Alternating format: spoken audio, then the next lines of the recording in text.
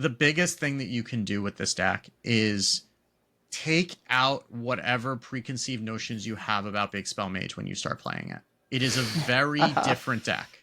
And if you try to play it like the old school Big Spell Mage, you will lose games with it. You need to play it the way that it wants to be played, which is playing it as a tempo deck and not as like a combo deck that's going to swing the game on 6 or 7. Welcome to episode 510 of Concede, a Hearthstone podcast dedicated to making the competitive side of the game more accessible to you.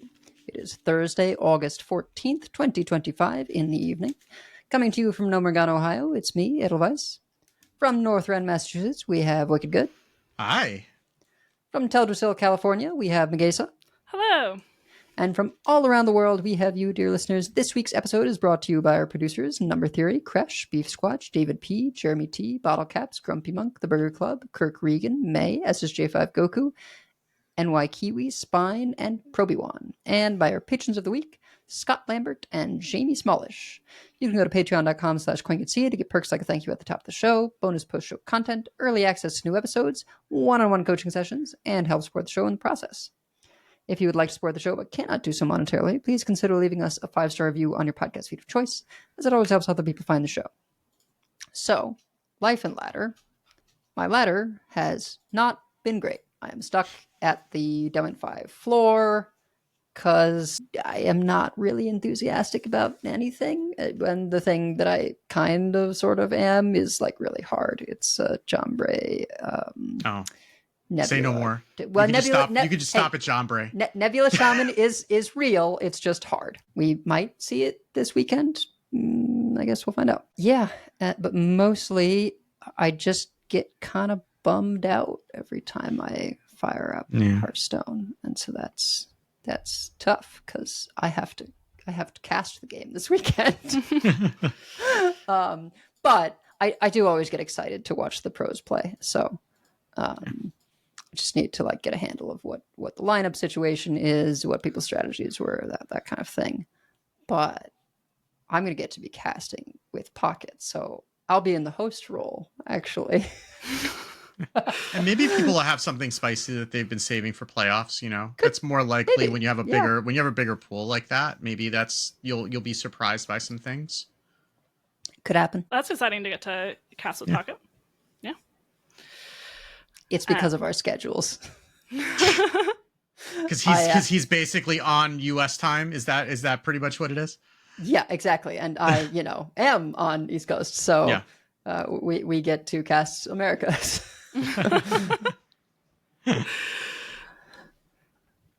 So yeah, how about y'all? Well, I am not actually even at Diamond 5 yet because I've been playing some of the Tavern Brawl, which I'll also want to hear what decks you've played there, Edelweiss. But I've done some coachings, and I've been doing pretty well with Protoss Priest, which is, it's not a new deck, but it's a deck that I enjoy playing. I played a little bit of aggro Demon Hunter, and I played some Big Spell Mage, which did not... It went really well at first.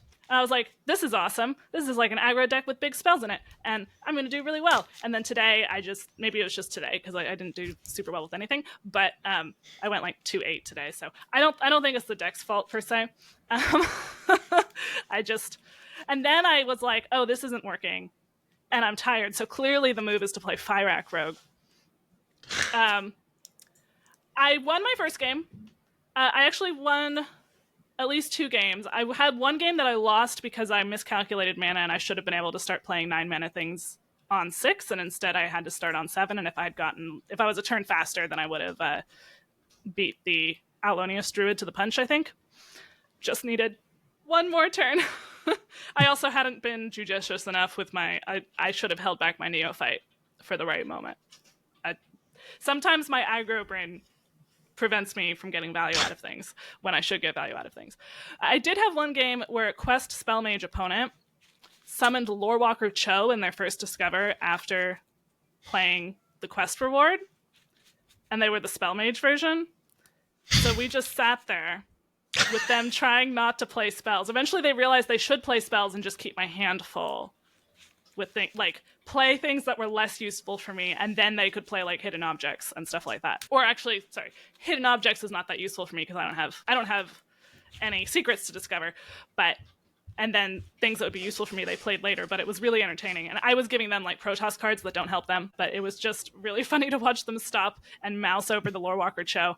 And this went on for like 6 turns that they couldn't kill it, and I didn't kill it, and we were just trading spells, and they were way slowed down. I did win that game eventually.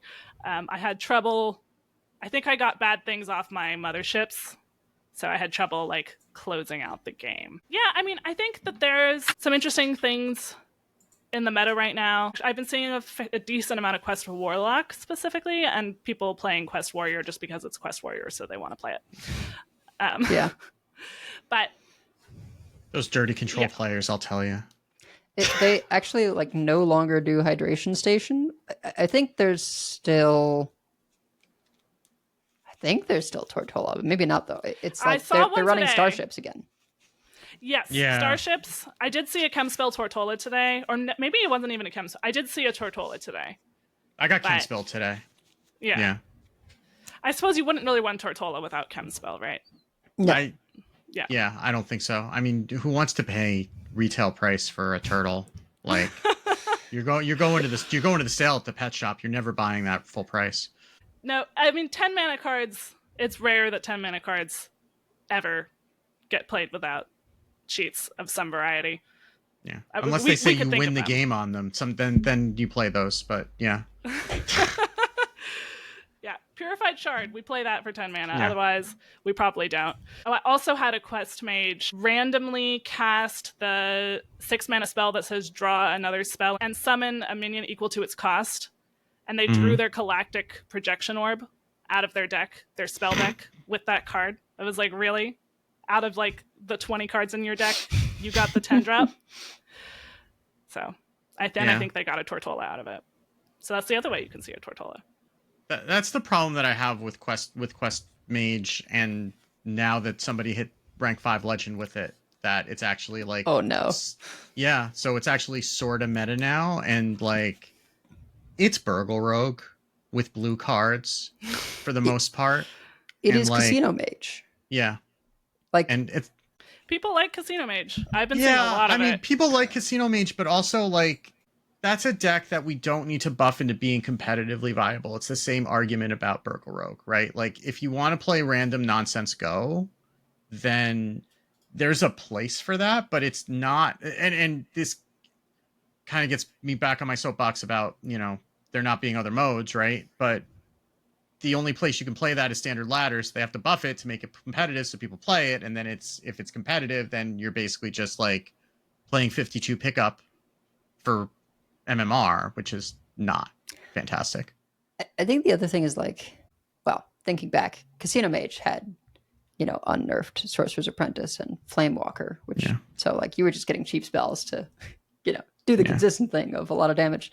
But yeah, so I guess you are sort of right with the Burgle Rogue metaphor. Yeah, that it's like, I mean, they play the Yogg-Saron card, right? Because it's a spell deck. Yeah. And so it's like you're getting yogged by that.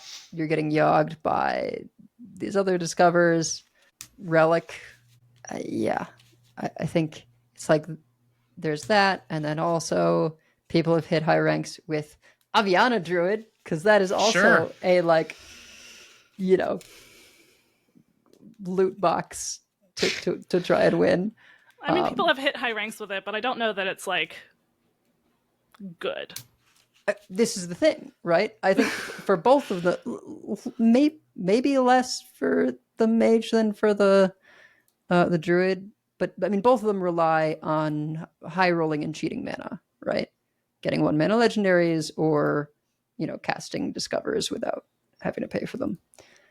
And so that's not a fun experience.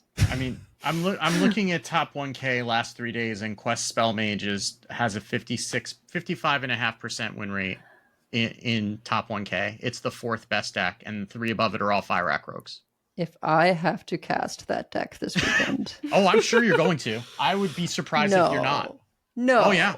come on. These are pro players. Please no. These are aspiring pro Have players. some self-respect, people. These are aspiring pro players, and if somebody thinks that's going to get them into BS them a win occasionally, then they're going to play it. It is somewhat a playing the odds thing. I mean, people love... Yeah. Pro players were some of the first to really pick up on Prison of Yogg-Saron. And that was one card and not a whole archetype. And it turned out it was good. But like, I still maintain that was not as good as people thought it was, but whatever. See, Wicked, you telling me that win rate means I have to play the deck now. Yeah. to see. And I hope I do just as badly as I've done with everything else, or I'm going to be like upset in a different way. I bet you you're going to climb straight to legend with that, and you're going to be so mad. Oh my God. And next week, I'm just going to be like, why? Why is the game like this?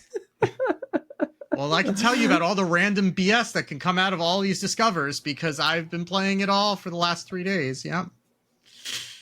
Yeah. Well, I did get myself to legend this week with Big Spell Mage, which we will talk about in much more detailing explanations. I am not convinced that it is the best deck.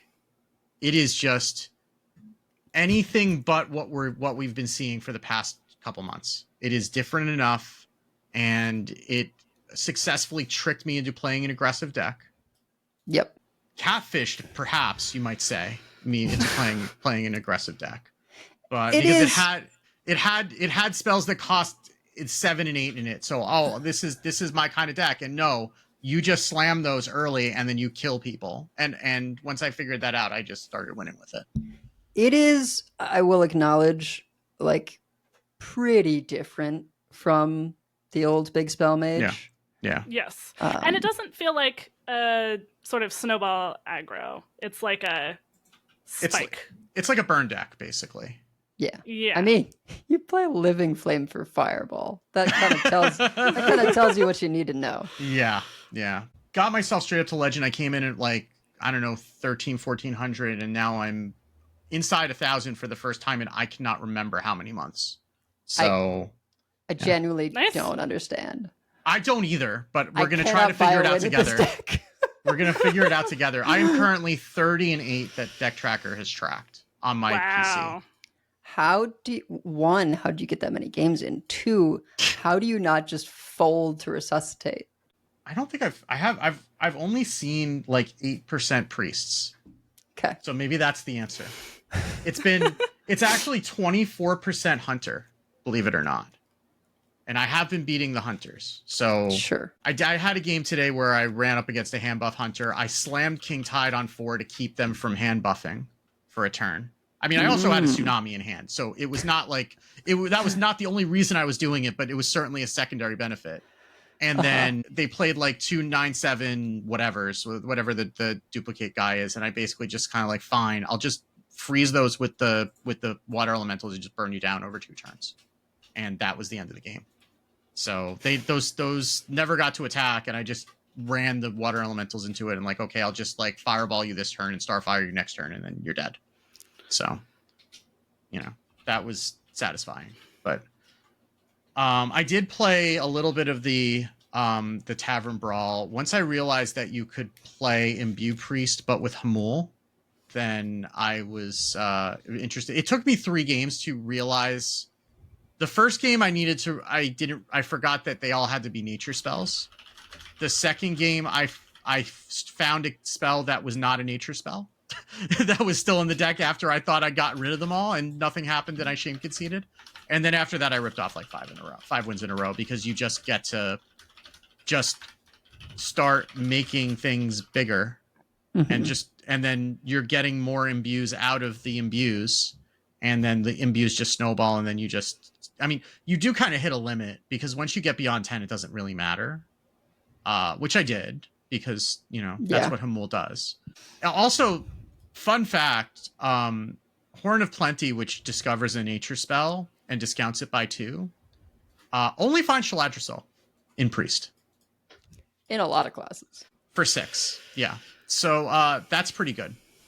So I did that a bunch, and then I'm like, well, maybe I'll just run Tyrande, just to be able to corrupt it.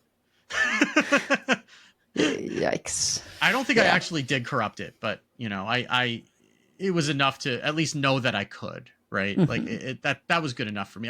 We weren't getting to that much mana anyway for the most part. Like if I was getting to turn 7, I was making so many big things that didn't really matter. So yeah, I encountered the Hamul Imbue mages, for which there's a cap and there's not a cap, right? Like there's a cap on the number of wisps that you can put into play. There's not a cap on the amount of damage that the hero power can deal. Yeah. And then I stopped doing the tavern roll. I have mostly not seen it. I think because you don't get a reward for just spamming it over and over. Like you don't even get 10 gold per 3 wins anymore. Yeah. So like there's not people get bored of it eventually. I did play the priest warlock and I definitely had some like turn 4s where I had giant things on the board. I think I had a turn 4 kill. I think it was not nearly as good as the Demon Hunter Paladin with Crusader Aura though, which really killed people if you drew correctly. So Demon Hunter is your primary class so that you can attack, but then you also have the Crusader Aura and you have lots of ways to generate tokens, and it's just hard for people to deal with. But, when I would run into the Imbue Hamul Mage, then I would probably lose, but other things I could work with.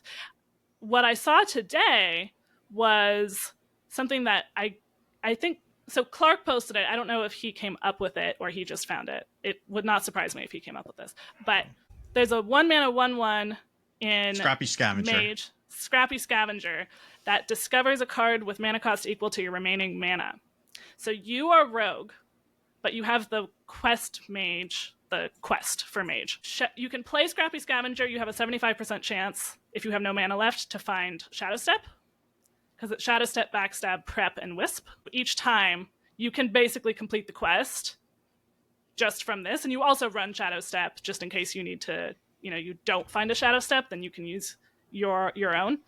And then you run Burn, and you run Eudora, because she works really well with the quest for mage. Sure. And you have lots of ways to discover light. Like the only thing that I felt when I was doing it is I wished that with everything except Scrappy Scavenger, I could be discovering mage spells instead of rogue spells. But you can get prep and you can, bounce the Eudora, and you run a limited minion package so that you can consistently draw those. And it was silly. The Tavern Brawl being sort of not a ladder, when I lost to it, I was able to be like, well, that's hilarious, instead of, gosh darn it, I'm not even at D5 yet, and try to recreate it, Yeah, Steve here is like, Shadow Step, I will never play that. You're just looking over to the side, like, when is Megasta going to stop talking about Shadow Step? Well, no, I was looking at the list to see how many things actually discover mage spells, and it's really just Primordial Glyph in the deck. And at least in Clark's list, yeah. So that discovers rogue spells still. Sorry, that discover rogue spells. That's the only thing that does, because like he's the other thing is Spark of Life, and that specifically says discover a mage spell or discover a druid spell. See, I built it with too many discovers, I think, because I didn't realize Clark had posted it. I just saw it and recreated it myself. So I think probably the list that Clark had is superior. Yeah, because he's running things like Starship Schematic. Seems very good. Summon some Starship pieces. He has Nightmare Fuel, so discover a copy of a minion in your opponent's deck, combo with a Dark Gift. Primordial Glyph, Smoke Bomb, which is discover a combo Battlecry or Stealth minion with a Dark Gift, so you get all those. And then Eudora and Primordial Glyph. So those are the discovers that he's actually running. Oh, and Scrappy Scavenger, obviously. So, yeah. So if you're discovering things that are better than spells, then yeah. I tried the Jade thing. It ended up being too slow. Bummer.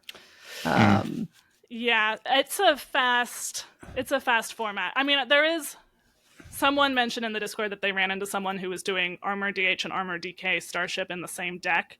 Of course. Because they just want to watch the world burn slowly in one game. Yeah, I mean... Relatable. I think... I guess if there were a compelling argument for not making this a twist, it's that, like, once you've got a ladder, people are sort of more complainy, right, about things that are in there, and like there might be calls to like, oh, ban Hamul, ban this, ban that, in terms of like things that are doing crazy stuff, and it, like you were saying, well, there's not a lot of motivation here in the weak tavern brawl to like just keep jamming Hamul imbue mage. Well, there would in a ladder, even if it's not a ladder that has like the same kind of value as standard ladder does. I don't know. There's still a part of me that like wishes it were going longer and did have that kind of attention, because bans are easier to do than like balance changes. Yeah, as it is, it was like I tried some stuff. It was cool. It's a tavern brawl, and then when I was seeing a bunch of the mages, I was like, okay. I mean, that's kind of the way that's the circle of life with these types of things, that somebody figures out something broken and then everybody just does that. And I mean, I don't know why you keep going into it. I mean, there is the Win 5 Tavern Brawls quest, daily quest. So, or maybe it's a weekly rather. That, I mean, once you're beyond that, okay. I almost always re-roll that one because I don't want to feel like I have to play a different mode, and I very rarely play Battlegrounds. And when I do, the games take longer than Hearthstone games. So I'm not going to play 5 of them probably in a week. So, but Arena. That's true. But I will usually just re-roll it because I figure whatever else it is, I'll complete in whatever mode. Sure. But this time I specifically kept it because I knew that the Tavern Brawl was coming and I was going to play. It would be good to feel like I had that reward for playing at least that many games. This is not really life or ladder, but I did want to shout it out a little bit instead of in coin concedes at the end. Okalai has been really making an effort in the creator program Discord and also one-on-ones with creators, so we were able to get to know her a bit and talk to her. No details on what's happening with the program, except that they are evaluating. She is coming in trying to first just get a lay of the land, get to know everyone, and thinking about how to keep reevaluating the program. But this is not in news because there is no news here to share yet. It's very early days. I did want to shout out that I appreciated that. I also let her know I very much understand the coming in right after Hat thing. I am sure that if she could be working with Hat, that would be her ideal as well. Was able to talk to her a little bit about what she was doing in the interim, because it seemed from the Hearthstone perspective she disappeared, but of course she was working on other things. She was working at a startup called PlayGig that has a mobile MOBA, X Riot, and trying to build community for a game that didn't exist yet. Sounded like she was doing a lot of cool stuff, but then they pivoted to AI. So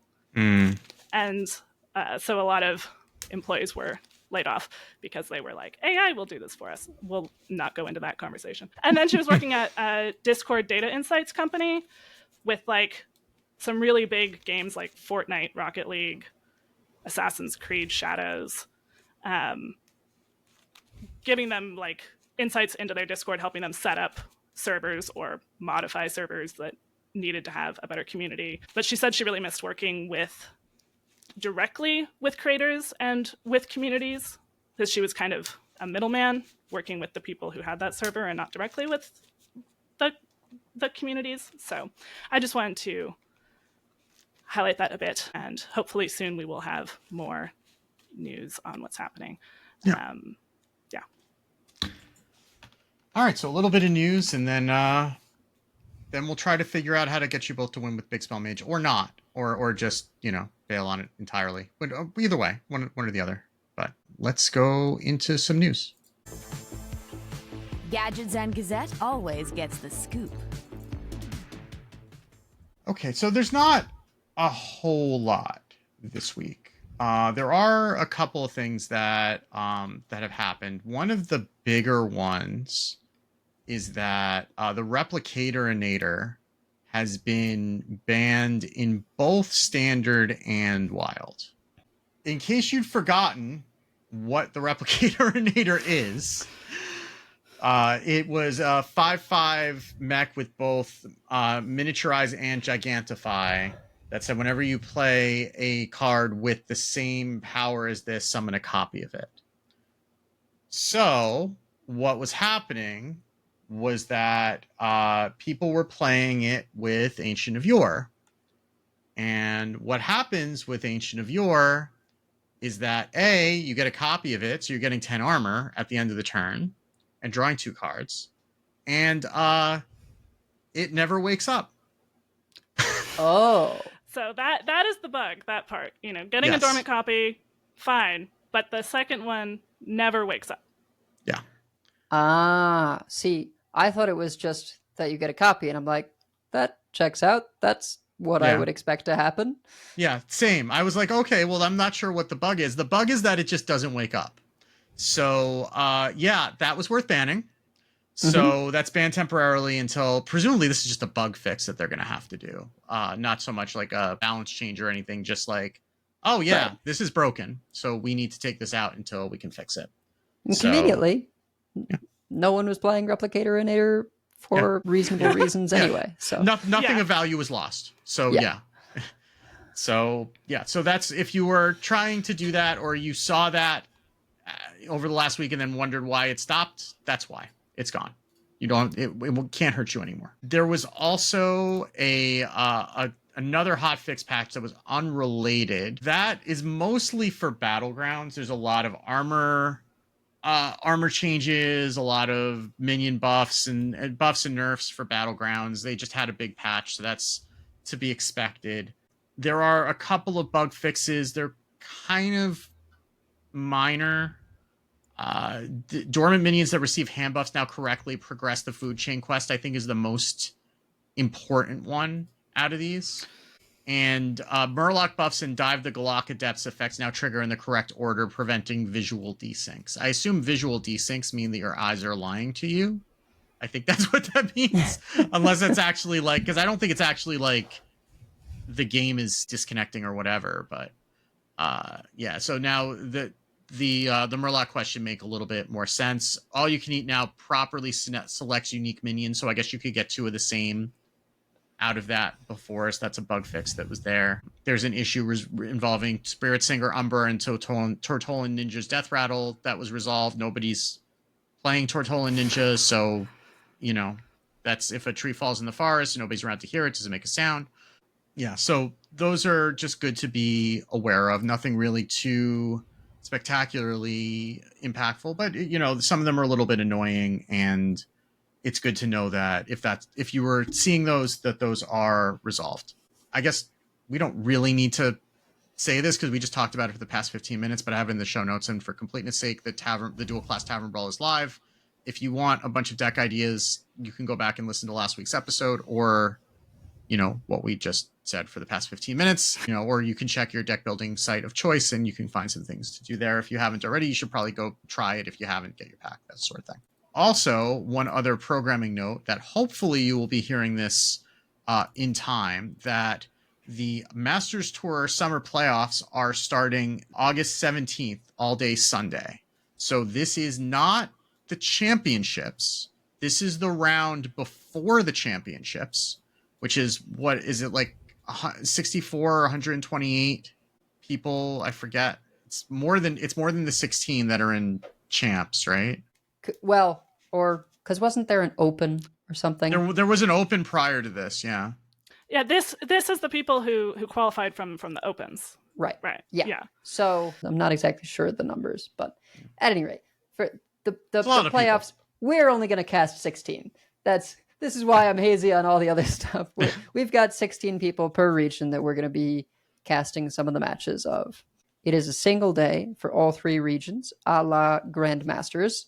So we're going to be doing it in shifts, which means that, like, I have an unfun start of day with tech check, but I'm largely not going to do much of Asia Pacific because that is in my, you know, very, very early morning.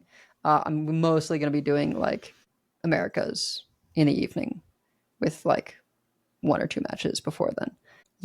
we're doing like hour 45 shifts for sanity, which means that we're not going to be swapping like between matches. We're just going to be swapping at the time. So there's going to be some of us like, okay, bye Soddle, what's up Raven, that kind of thing. It's always interesting, but yeah, it's going to be a wild day. And I am hoping to be surprised, but we'll see. Yeah. And that's pretty much it for news. So, we can talk about a deck that may or may not be good or worth playing, or that you may or may not see at playoffs on Sunday.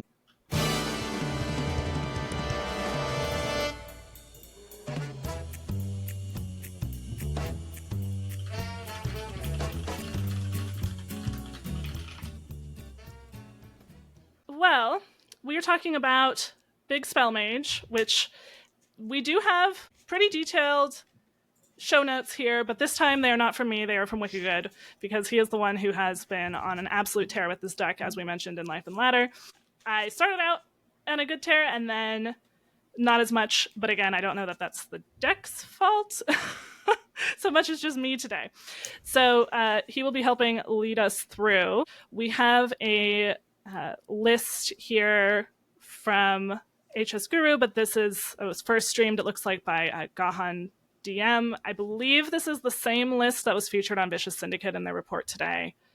It is like the most popular list, and also doing better than most of the small sample size lists, which usually you don't see just by law of large numbers. Usually it doesn't have as high a win rate, but this does seem to be the list that's performing well. So it's called Big Spell Mage because we do have a couple of big spells. We have Tsunami and Huddle Up. Huddle Up, if you don't remember that spell.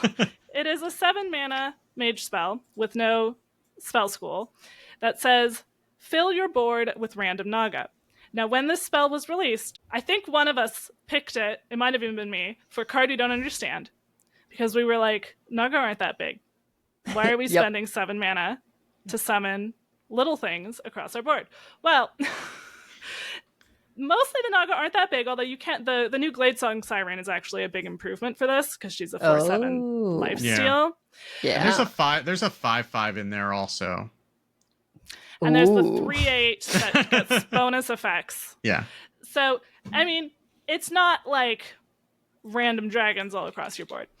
But it turns out that it's fine when we're playing it in a deck that's surprisingly proactive, and that you're not usually paying 7 mana for it. Although, of course, really the marquee spell here is Tsunami. We have Watercolor Artist in order to draw Tsunami and discount it. You have Skyla, although that's not like the main thing you're trying to do, but Skyla is a way that you can discount things. You have the rogue things that give you coins. You have Marooned Archmage, which if you stick it, is amazing. So Marooned Archmage is the 3-mana 3/4 that says your first spell each turn costs 2 less. So you can play something like a Primordial Glyph or a Stellar Balance, which we're also running in this deck. There's a lot of cards we're going to have to define here. Stellar Balance, 2 mana, get a Moonfire and a Starfire. They each have +1 spell damage.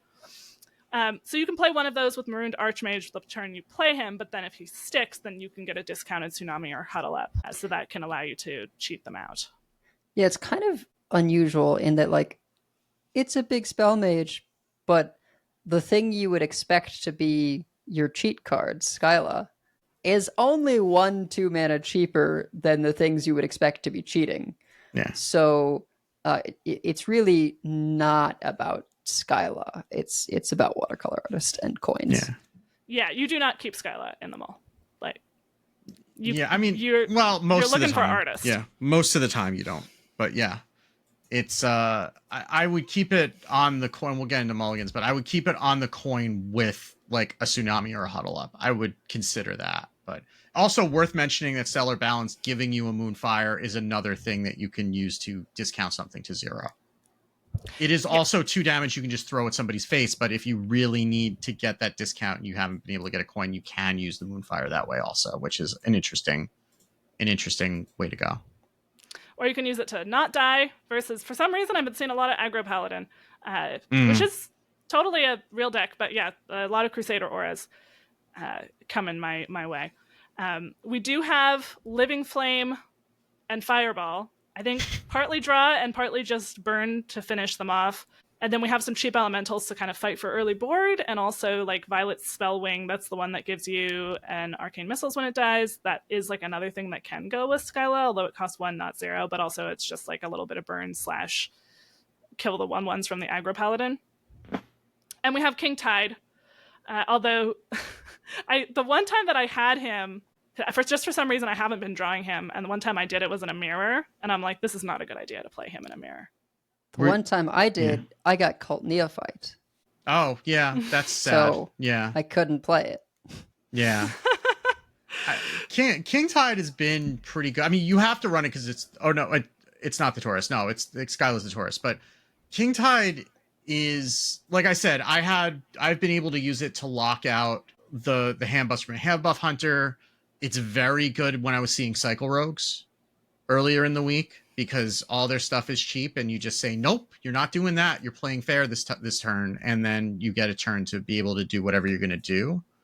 Again, it's not often giving you a huge discount, especially if you're drawing the tsunamis off the watercolor artist, because they're self-discounting, but it also just sometimes works. And King Tide is fine in the mirror if you are on the play. If you're on the coin, it's bad. If you're on the play, it's fine, because they're at 4 mana and they can't coin anything. That's a good point. Yeah, I think I was on the coin. But really, any type of rogue, King Tide can be good. It can also, if you do run into like a spell damage druid, which is doing pretty well, even at lower ranks of play, where often that kind of combo deck doesn't do as well. If you time your King Tide right, then they really, after you play King Tide, they cannot go off. So you have one turn. And I mean, it locks out a Death Knight from being able to play the 4 mana draw 2, make 2 leeches if you're on the play. Like there's uses for it. I found it's not amazing, because you generally don't have to work that hard to get the big spells played. It's surprised me like how much easier it is to get the big spells out than I thought it was going to be in this deck. Maybe it's because we have a 7 and an 8 as opposed to an 8 and a 9, or an 8 and a 10, but it's not that hard to get them out. So you don't rely on King Tide and Skyla as much. They're not Barnes in the deck, right? They're helpful. Generally, where I find them useful is when I'm trying to chain the big spells from turn to turn. Then they can either kick that off, or they can help keep that going. Like sometimes I'll have like a 5 mana Tsunami or Huddle Up into Skyla, discounting a Tsunami to play on 6 into a Huddle Up on 7. Like that's where it's a little bit more useful. It's kind of in the middle of that chain rather than starting it off. But one of the things that really struck me about this Big Spell Mage is that it is much more tempo focused than the Big Spell Mages of old, where that was really, we're doing everything to just play the weapon on 3. We're going to stall a little bit. We're going to try to not die. And then hopefully we get tied on 4. We get into Skyla. Maybe we get to coin a Skyla because we have an extra coin. And then we get to start playing the game. You are playing the game from turn 1. Ideally. I mean, you have 6 1-drops and then Living Flames, which are 2 drops. So you have 8 minions that are 2 mana or less that you can be playing in the early game in order to get yourself going, which lets you fight for board against the aggressive decks, and it lets you start pushing damage against the slower decks very, very early. And those minions also do most of them give you spells that do more damage when they die, or in the case of Sizzling Cinder, just pings things when it dies. Look at you pushing damage with I know, right? Imagine. I've had more wins on turn 6 in the past week than I have in probably like the last year. Yeah, I think that I was having a little trouble with this deck. In part of me was like, it's a big spell mage, so I'm focusing on like cheating out the spells. And then I wasn't always sure when you do have to do some, I think, switching between beatdown and control in this deck, because you're more on the beatdown side, but you're not an aggro paladin. So you do have to pay attention a little bit to which side of the matchup that you're on. If you're not sure what I'm referencing, there's a famous article that was originally about Magic the Gathering called Who's the Beatdown, where it's saying in any given matchup, you have to think about, am I the beatdown deck that needs to win earlier, or am I the control deck that will win later? Basically asking yourself, who's happy if this game goes long? Is it me or them? And then behave accordingly. So this deck, you're usually the beatdown, but against some decks, you want to just survive until Tsunami can turn the tide, and you don't want them to have a huge board when you get Tsunami out, because that makes Tsunami less effective. So you want to keep them down if you can before you get that out. Yeah. I mean, your general ideal game plan is you're playing early minions, you're getting in chip damage, and you're ideally playing Watercolor Artist on 3, or sometimes you're even coining it on 2, depending on what the rest of your hand looks like. Watercolor Artist, again, draws a Frost spell and then discounts it for every turn that it's in your hand. So we want that on board as quickly as possible, because we want the Tsunami to be ticking down as quickly as we can. And it's because getting that first Tsunami down really is when you start to flip the game. And because making 3/6s, doing damage, clearing minions out of the way, and getting in for some chip damage, and also putting in some minions that are problematic if they stick, and also kind of tough to deal with if they didn't run into a minion, is very difficult for some decks to deal with. And then once they've cleared that, you should have either a second Tsunami or a Huddle Up to follow it up. And you're trying in the mid game just to chain the boards. So you're trying to just get a board presence. By the time that your opponent's finished dealing with the first board, you're building another one. And then if they clear that, then you're building another one. And then eventually one of them should stick. And then you have burn that you can finish over the top. You've got 2 fireballs, you've got 2 Starfires that deal 6 out of the Stellar Balance. You've got 2 Moonfires out of the Stellar Balance that do 2 apiece. You've also got O Manager, which can also get you a coin that does 2, and you've got the Arcane Missiles that are out of Violet Spellflame. So you generally want to make sure that you're getting, if you're in a matchup where you're the aggro, you want to make sure that those are connecting face as much as possible, but those are also decent control tools when you're trying to get ahead on board.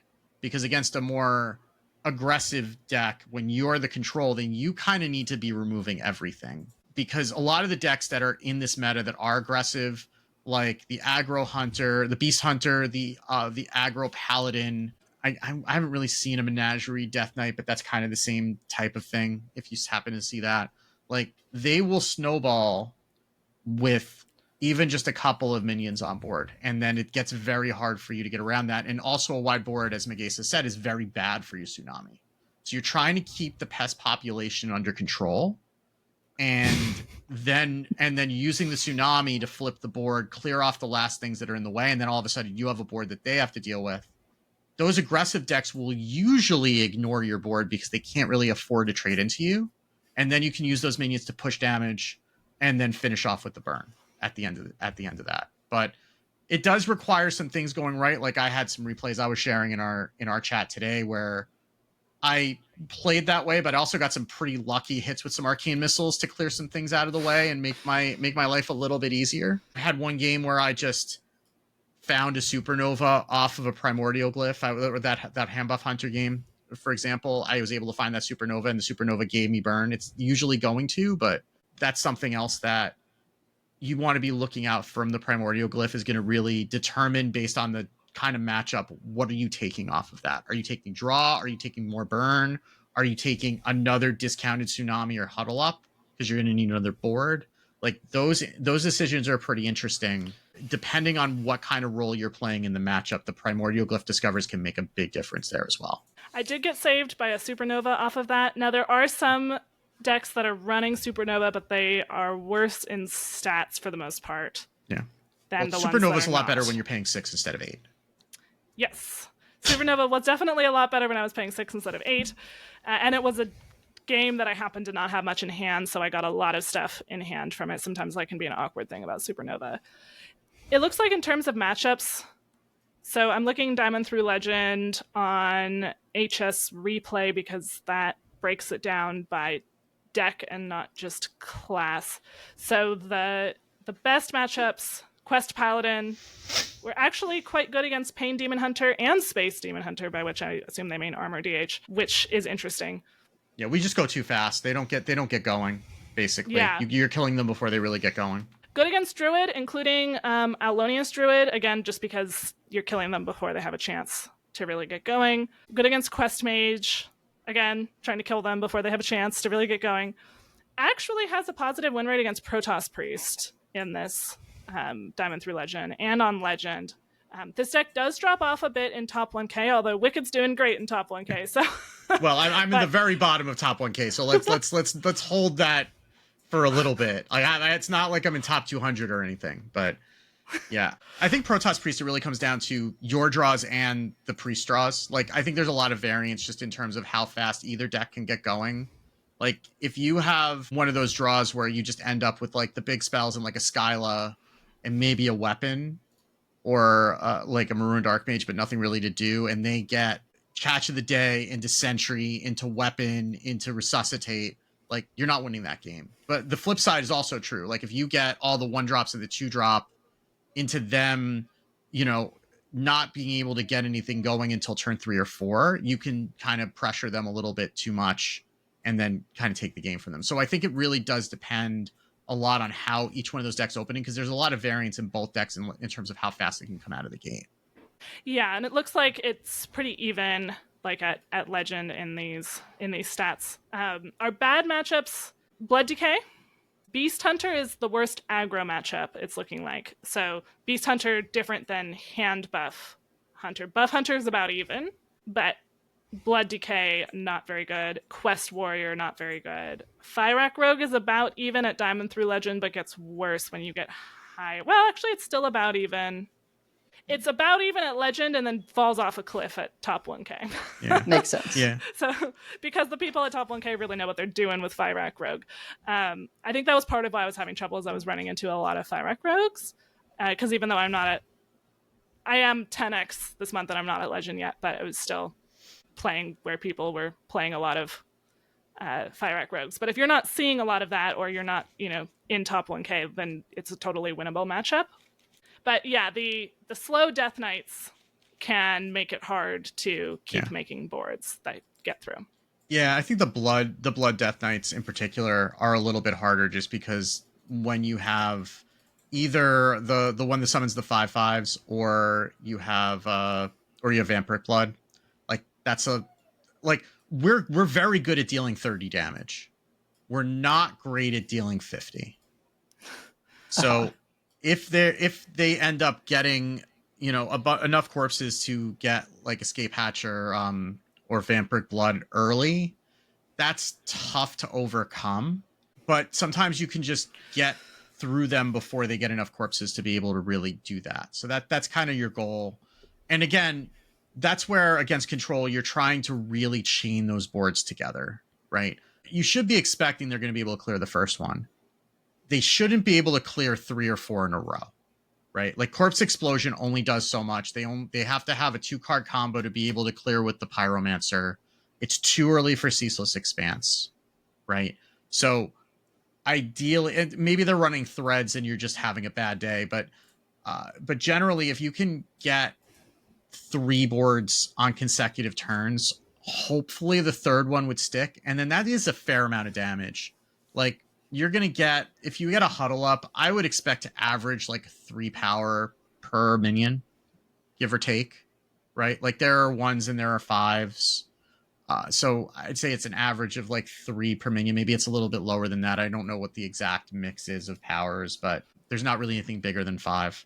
But even if you get like 4 of those to stick, right? That's still 12 damage. And then you can use that along with, maybe it's a Tsunami, you push another 9, right? Or you're able to throw a Starfire and a Moonfire at their face or whatever and kind of chain the burn over a couple turns. But you really do need at least one of those boards to stick to have enough like recurring damage in order to be able to get through. And then you're also just getting all the damage in when you can, because you don't really need to worry about their minions other than maybe the leeches, but even the leeches you probably just ignore. They're going to heal them for 1 piece, and you're going to have to waste like at least 4 damage to clear them, or 2 damage into each to clear them, which you're probably better off just sending that damage face most of the time. And Warriors just comes down to, can they Chem Spell Tortola? If they Chem Spell Tortola, you go next. Like you're not getting through that It doesn't matter what you're doing. You're not getting through it unless you've done so much damage early that you could just burn them over top and just freeze it and ignore it. But that's often not the case because they have shield blocks and the 2-mana spell that's free, safety goggles, to give them more armor and stuff like that. So I got very close to being able to go over the top against a Quest Warrior that chem spelled the Tortola because I had a really good start, but they just a little bit too much to stabilize. But these are not matchups where like you should just concede immediately, right? Like it's not your favorite matchup, but you can still win them. And then if you're seeing it has a good win rate interesting into Mech Warrior. Not seeing so much of that though compared to the Quest Warrior. Yeah, I think the Mech Warrior doesn't play as much like survivability. Yeah. Like they're more worried about, they're using those slots for combo pieces. So, and they're less likely to want to chem spill a Tortola. So they're more interested in chem spilling like a Ziliax or a testing dummy. And like your boards go, like if you're playing a Tsunami into a testing dummy, like you don't really take any damage, and it usually doesn't clear more than like one water elemental. So it's pretty easy to get through those. And often you're forcing them to use the weapon to clear your little minions also. So they can't necessarily just sit around and save it to be able to do a big combo turn with a testing dummy later, because you're pressuring too much and making them use the weapon as an actual weapon instead of just a combo piece. And, one thing we've talked about is like the importance of chaining the spells. And so what are some tips, Wicked, for how to sort of count your mana and efficiently keep track of how you can get these spells down in a row? Yeah, I mean, I think that playing a Marooned Archmage like on 3 or 4 with a Huddle Up, probably on 4. You probably want to save it for 4 if you can protect it. You do have Blob of Tar, which is something that you can use to protect something like a Marooned Archmage, which is sometimes relevant. So if you can like coin out a Blob of Tar on 3, play a Marooned Archmage behind it on 4, and then Huddle Up on 5, that's a good way to get the chain going. Generally getting the Watercolor Artist out as early as possible will help you chain it, especially if you're getting extra coins. It's important to keep track of, like, you don't have to save your coins for Skyla, right? Like sometimes just getting a couple of coins from O Managers or Metal Detectors is enough to just like coin out a Tsunami, and that's good, right? So Skyla is like, if you get Skyla to happen, fine, but don't hoard your coins for something like a Skyla. Make sure that you're looking at them and being able to just play these spells early if you can. I mean, 2 coins is a Marooned Archmage, right? Like if you can build your own Marooned Archmage just with the weapon by getting a couple coins. And one note about the Marooned Archmage, you can't play the Archmage and then coin something out. Yes. It doesn't work that way because the discount gets used up on the coin, just like prep. Yep. So don't coin concede that way, guys. Yeah. Yeah. I mean, and also make sure that if you're kind of planning a lethal turn, you have a Marooned Archmage on board, you're only factoring in the discount for the first spell. I was on my Climb the Legend and Goku was spectating me, and we both simultaneously landed on a Twitch chat lethal where we had enough mana if the Marooned Archmage was discounting both spells, which, spoiler, it wasn't. And I was 1 damage off. And I don't think I was winning that game anyway. But we both thought it was lethal, and then it's like, oh, yeah, that's not happening. So make sure you're factoring it in the other way also. I think the other thing that's important with Huddle Up is not a defensive card. There are no taunts in the pool at all. I've played a lot of Huddle Ups. The only way you can get a taunt is if you ping the the mutating life form. Like you can ping that, and sometimes you get a taunt out of it. That's not a way to plan your life. So there are no taunts. There's no rush in any of these. They're all battle cries, and just like, one of them has life steal, one of them is vicious slither spear, and then there's mutating life form are the only things that are not just vanilla bodies. So you're playing it ideally when you're already ahead or when somebody's like clear most of your board to build up another board. You're not playing it in reaction to somebody else having a board unless you think that you can live through that attack and then hit them back, because your board will not protect you from the huddle up. It is very good, but it's only good in one direction, basically. Yeah, whereas Tsunami can freeze things. Ideally, you want them going face, especially, if you're facing control, Yes. you really want to try to get the Tsunamis to go face as possible, but Tsunami will freeze things in a pinch, unless you're unlucky and it all goes face when you didn't want it to. Gets to hand buff hunter. Yeah. Yeah. You can do that, and if you're going to Tsunami and you're hoping it will hit minions or it might hit minions, if you have enough mana, you can ping a something with 4 health so it only has 3, so it doesn't eat up two elemental hits, for example. Yeah. And get rid of any targets that you can get rid of before they attack, right? Because the excess damage is going to go face anyway, so if you have burn, right? If you have a fireball, it may be worth just fireballing a 4 health minion to get it out of the way first, or if there's a bunch of 1 health minions on the board, maybe fire off an arcane missiles first, see if you clear any of them off, right? Again, you're kind of praising Yogg at that point, but sometimes you just have to praise Yogg and close your eyes and play the cards and hope that they work out. How often do you go face with a metal detector? I'm sure it depends on the matchup, but yeah, I think it depends a lot on how many minions the opposing deck plays and whether you need the coins or not, and how much life you have. Yeah, against a quest mage, it's going face almost all the time, because they just don't play minions. The only minions they play are out of the 4 mana discover, or if they get something else that happens to generate something. But generally, if you're waiting around for them to present you a target, they're not going to give it to you. Generally, those are going face. Against another aggro deck, it is almost always going into a minion, because we need to be clearing things off. So it really is very matchup dependent. It comes down to how likely is it to get a target in the decision of whether you hold it or whether you swing, and how much do you need that 3 damage to connect. Because sometimes you just need to take the damage when it's offered to you, and if you can swing with your weapon, you swing with the weapon. But yeah. And I think another thing to keep in mind, sometimes Maroon Dark Mage into Stellar Balance of Primordial Glyph, I think you said this, but it's worth repeating, those also are, as long as you haven't played another spell first, right?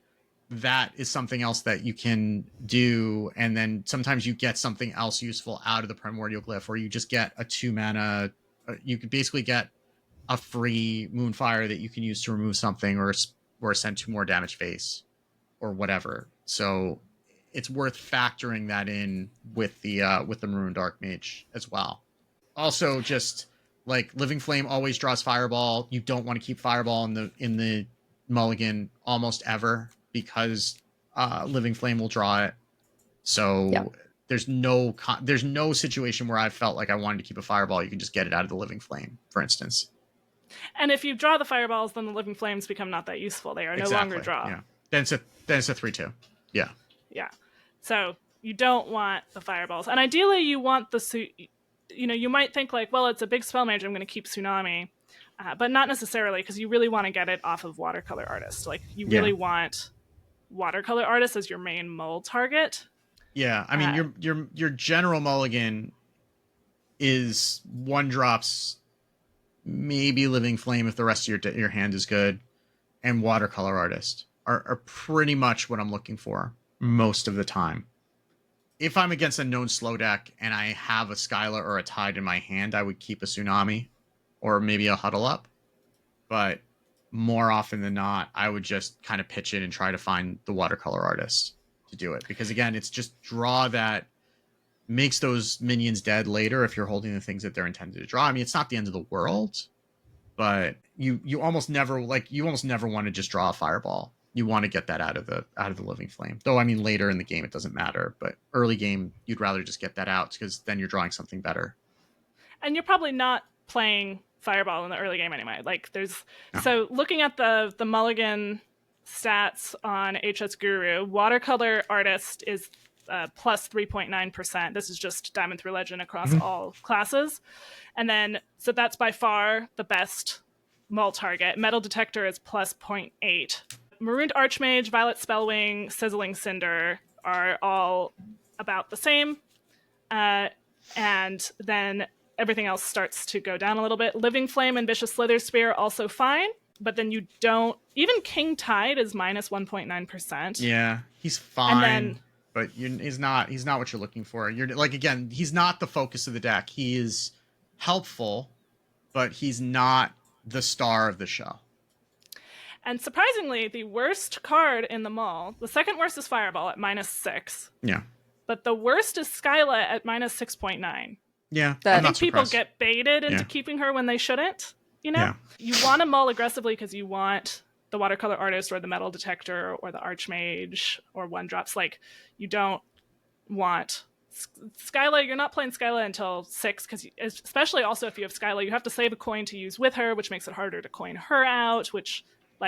don't do it. And then you don't want to keep Tsunami itself is a -4, I think, again, because if you have it, you can't draw it with Artist.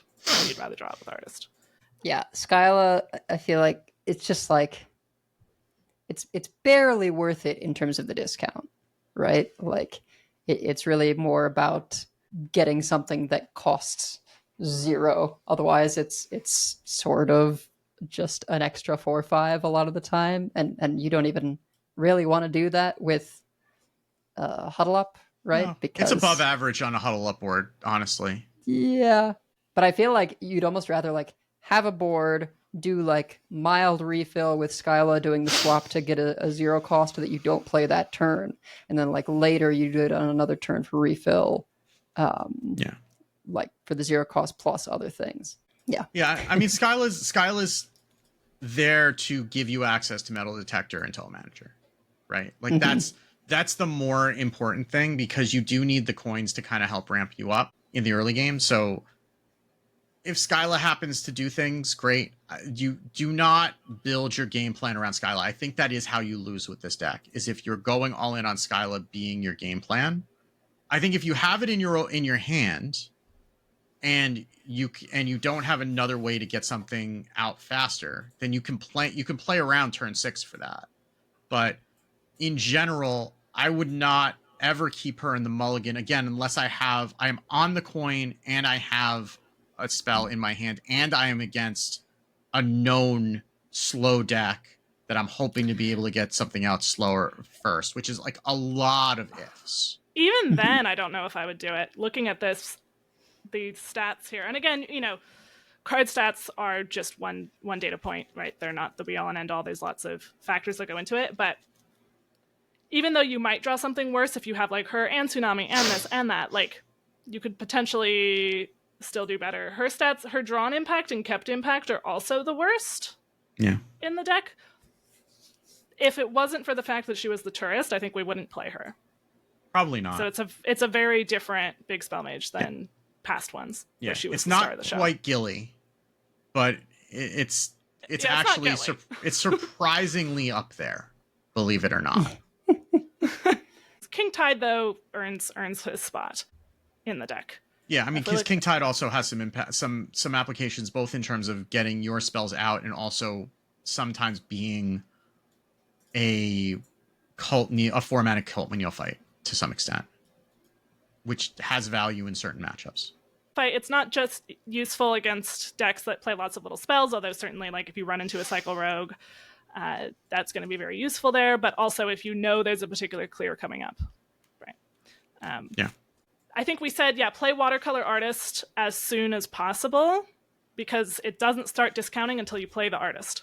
Yeah. So you really need to get that out. Like, even if you're going to leave up a little bit of damage on an aggro board, like, play artist first, because that's one turn sooner that you get your Tsunami out, and that's your swing.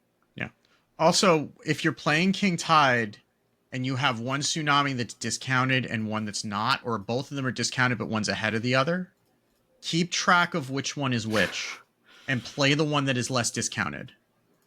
It sounds obvious, but it is actually harder than you would think to remember when they both cost 5 in your hand. So if you've played 2 Watercolor Artists, it's easy. Play the one on the right. If you have drawn one of the Tsunamis naturally, you need to keep track of where that is in your hand, and you want that to be the one that you're playing out of the King Tide. With Skyla, it's easy because that's the one that's going to get discounted. But with King Tide, they're both going to be 5, and you need to keep track of that in order to be able to get that out. That is a great point. Yeah. Make sure that you remember when you play something like King Tide, like your coins will be useless on the turn after. You can't coin something. Yeah. So if you're gonna, you have to plan when you're using your coins, almost like Shaman Overload, where you have to sit there and not just assume that you know how much mana you have on the next turn, but think about how much mana you're actually gonna have. And on that turn. And on the turn you play him too. So sometimes you're playing him on more than 4 mana. Like if you top deck him, you can dump things like an Arcane Missiles or coin some stuff and then play him. And it's fine, right? But you don't want to but remember, if you want to play other spells, you need to do that before you play him, because as soon as you play him, everything costs 5 until the end of your next turn. Yeah, so if you do it right and it's later in the game, you can actually get 2 discounted things. Yeah. But only if you play around it correctly. I mean, just in general, just the biggest thing that you can do with this deck is take out whatever preconceived notions you have about Big Spell Mage when you start playing it. It is a very different deck.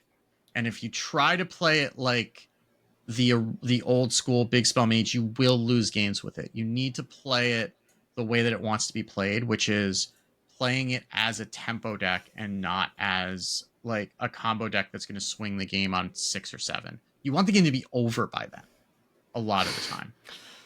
So you need to play that accordingly and use your mana in the early game. Like the 1-drops are there for a reason, and they will help do a lot of the work, because like you're not going to be able to get there with any one of the individual pieces, and you do have a time limit against a lot of the control decks in the meta, because as soon as they start getting going, you don't have enough damage to beat them.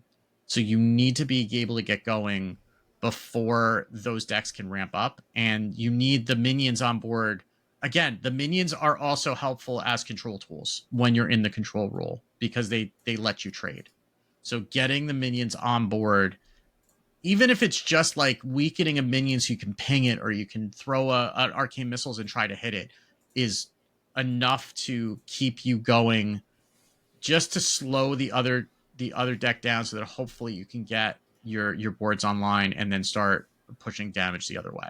I'm taking a look at the Mull stats filtered by class. So if I look at Verse Death Knight, Watercolor Artist and Metal Detector are still the 2 best Mull impacts, but King Tide is actually really good if you're facing Death Knight or Control, which makes sense, because you really need to get that Tsunami roll rolling really early, and if you're on the play, then you can prevent them from Corpse Explosioning at the same time when you do that.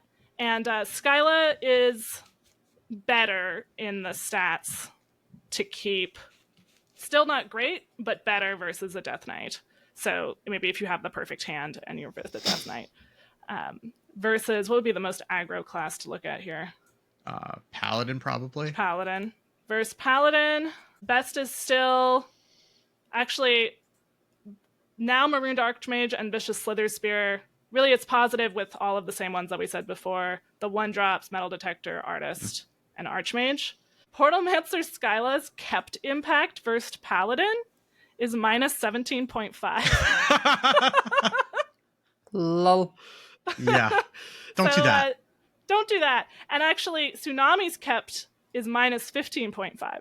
Yeah. Versus You're not aggro. getting there. So, like, you need to discount it. You are not getting to 8 mana. Even like, they're not going to let you keep a Marooned Archmage. But yeah, Marooned Archmage into either a Stellar Balance or a Primordial Glyph against Paladin specifically is actually a pretty good deal, because if you're getting a free glyph and then the spell out of the glyph is also discounted by 2, even if you can't play it that turn, it's usually something, if you can't play it that turn, it's probably something that's pretty good to play the next turn for 2 mana less.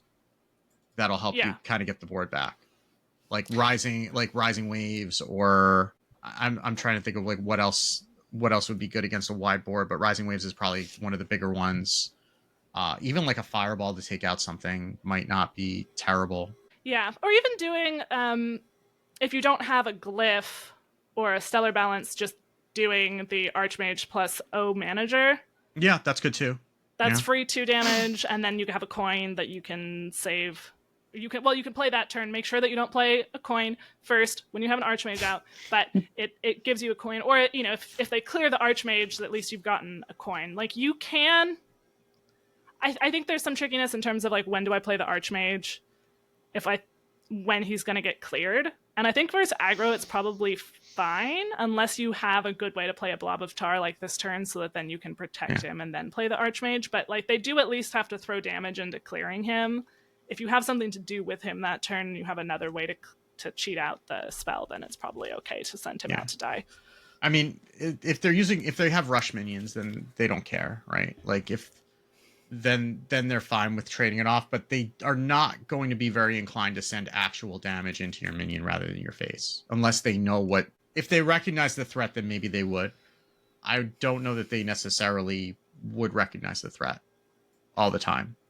And the number of times that I've had pretty spooky minions on board and had an aggro deck just like blow by them, and then I just immediately came back and punished them for lethal damage the following turn, has happened more than once. So sometimes, as long as you can live through the attack, that's fine. I mean, sometimes you just get to Crusader Ord and then you go next. But I mean, I've beaten Crusader Aura on 4 with this deck, and it's been fine. Yeah, I actually have beaten Crusader Aura on 4 with this deck as well. You can actually, if you got in enough chip damage and you kept their board from being too big, like, you can win from that position. And I also had a game where they ignored a Marooned Archmage. That was a mistake for them, because then I was able to Tsunami the next turn. So pro tip, don't ignore the Marooned Archmage if you're facing this deck. Like, unless you have lethal, don't ignore it. And just play your cards. If you need to just jam a Marooned Archmage and you don't have any way to protect it, then just play it. Like, it's better than not playing it. Try to get a little bit of value out of it, but even if you can't, like, if you're setting up for the next turn and they have to divert their game plan to get rid of it, like, fine. Then it did its job. Well, I think that'll about do it for today. So, we have many folks we'd like to thank. Check out our thanks section on the website at CoinGeetsy.com, and you also find our contact info, show notes, and our Patreon information. You can monetarily support our show at patreon.com/CoinGeetsy. Join us every week live by following us on Twitch at twitch.coingeetsy.com, and subscribe to us on YouTube at youtube.com/@CoinGeetsy. Join our community chats in our Discord at discord.coingeetsy.com, and write into our email at coingeetsy@gmail.com. Follow us on Blue Sky at CoinConcede. And if you'd like some CC swag, head on over to our shop at shop.coingeetsy.com. Quick shout outs to May and Contig for subs during the show. How about you all? Coin Concedes. Well, I will coin concede to Wicked for totally carrying us in explanations this week.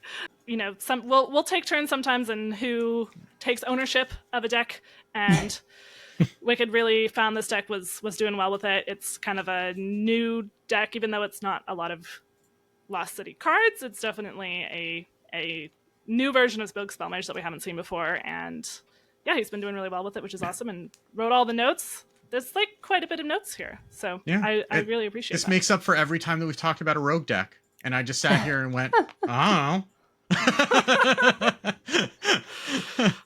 So you're saying we should go over Fire Rack Rogue next week? Got it.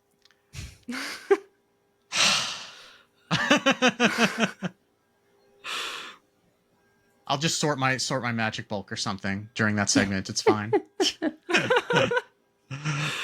But it's like, oh no, actually, it took too long to move in. Yeah, we're stuck. We're stuck at the college. Sorry, can't make it tonight. Texting that from his office. Yeah, just like, they don't have Find My on my phone, so they don't know. They can't tell. Why does the picture that you sent say that it was sent from your house? What is going on?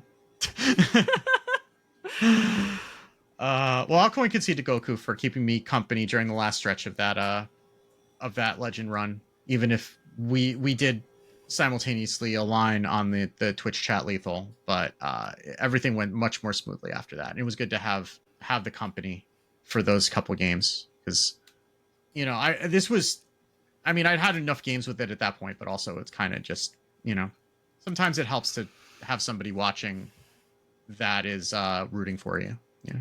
So. Yes. I guess so. Mine was just the one to Wicked. Yeah. Too Wicked.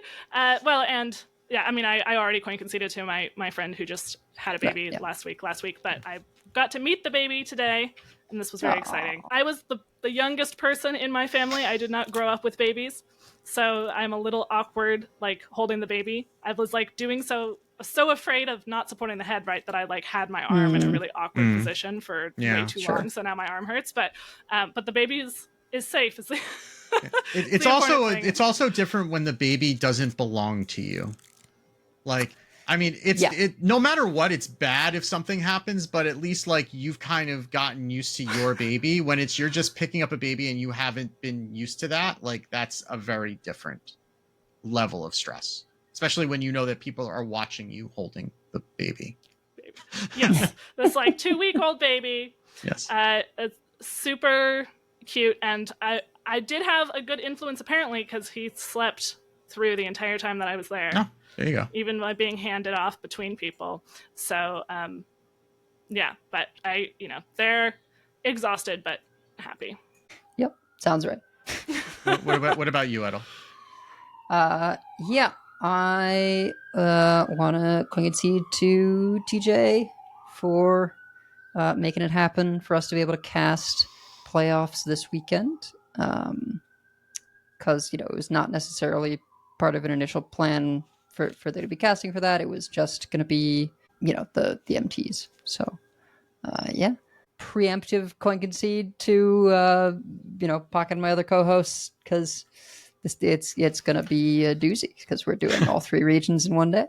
So well, so that's going to do it for us for this week. So until next time, keep calm and watch playoffs on Sunday. And if you see us on ladder, coin concede. Coin concede. Coin concede.